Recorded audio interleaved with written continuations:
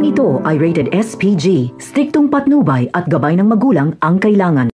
Talagang hindi nga makakasundo ni Tinding ang amo niyang si Senyora Bettina. Masama kasi ang ugali nito. Kahit ang mayordoma nila ay mayabang din. Kaya ayon kay Tinding ay hindi siya tatagal sa pangangatulong. Gusto niya nang umalis agad. Pero ayon kay Noy ay maigi na daw ang trabaho nilang ito kesa bumalik sila sa bahay ni Rigor.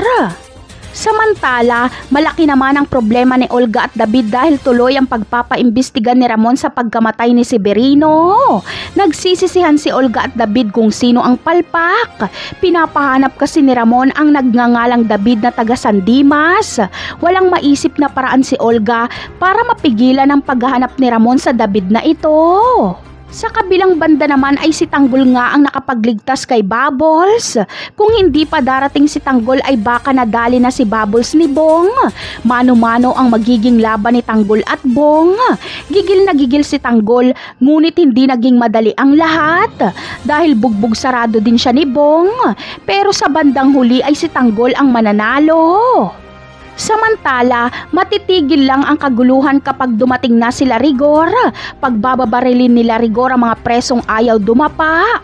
Makikita ni Rigor si Tanggol at gugulpihin niya ito. Hindi naman lalaban si Tanggol kay Rigor. Si Tanggol na naman ang sisisihin ni Rigor sa kaguluhan na ito. Napakarami pa nating dapat abangan sa mga susunod na episode. Paalam!